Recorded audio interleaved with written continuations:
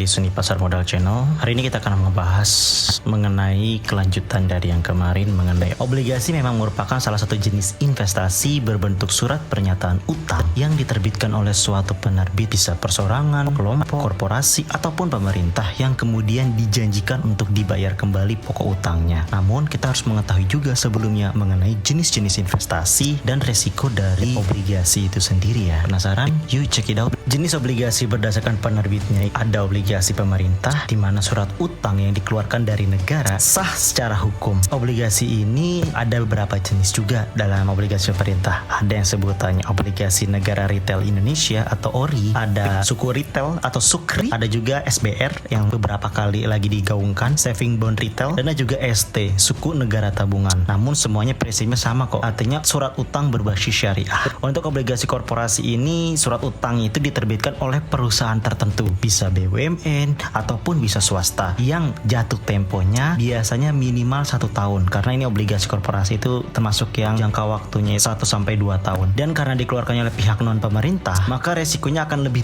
tinggi ketimbang obligasi pemerintah, tergantung kondisi perusahaan penerbitnya, baik pasar ataupun bahkan kondisi politik negara tersebut itu sangat mempengaruhi. Yang ketiga, obligasi munisipal. Obligasi ini diterbitkan oleh pemerintah daerah guna membiayai proyek-proyek daerah. Jadi ini ada istilah otonomi daerah, berarti dia otonomi daerah mempunyai hak nih untuk mengeluarkan surat utang. Dalam hal ini sebutannya itu obligasi munisipal. Tapi prinsipnya sama kok, sama kayak ORI dan SBR. Jenis obligasi yang lain ada berdasarkan pembayaran bunga, zero coupon bond atau obligasi tanpa bunga, atau nggak memberikan kupon secara berkala. Terus dari mana investor untung? Pasti banyak pertanyaan tentang itu. Yang pasti ini kayak benar-benar kayak berdagang ya, dari selisih harga jual dan nilai yang tampak saat surat ini diperdagangkan.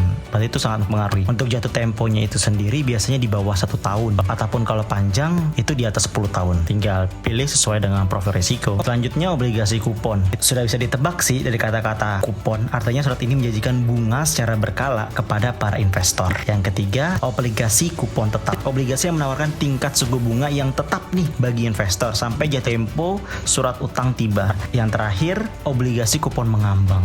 Bukan mengambang yang lain ya, tapi di sini menggambangnya itu jenis obligasi ini menawarkan kupon yang bisa berubah besarannya mengikuti indeks pasar uang. Jadi dia bisa dibilang suku bunga turun dan sebagainya, itu kan sangat mempengaruhi, volatil. Jadi kalau misalkan kayak utang kredit, memilih KTA fixed rate atau yang ikutin bunga pasar. Terus ada lagi jenis obligasi berdasarkan nominal. Ada obligasi konvensional dan obligasi retail. Jadi setelah kita tahu jenis-jenisnya, maka selanjutnya yang harus kita pelajari adalah resiko nih. Resiko dari kita investasi, karena kita udah berinvestasi, pasti setiap investasi itu mempunyai resiko. Apa aja sih resikonya? Yang pertama, resiko obligasi itu yang jelas mengenali resiko obligasi itu sendiri. Salah satunya yang mengenai gagal bayar. Kondisi ini terjadi karena emiten tidak mampu nih membayar kupon obligasi serta pokok pinjaman dana sesuai waktu kontrak, sehingga tingkat bunga yang didapat pun cenderung rendah. Jadi kita beli di harga tinggi karena gagal bayar, jadi jual di harga rendah gitu, kayak diskon gitu. Atau istilahnya capital loss lah ya kalau bahasa sahamnya. Tapi secara overall, ya cuma 2 itu aja sih sebenarnya risiko dari obligasi. Makanya obligasi ini termasuk ke dalam low risk karena mempunyai resiko yang rendah untuk kehilangan. Thank you for watching and wait next video.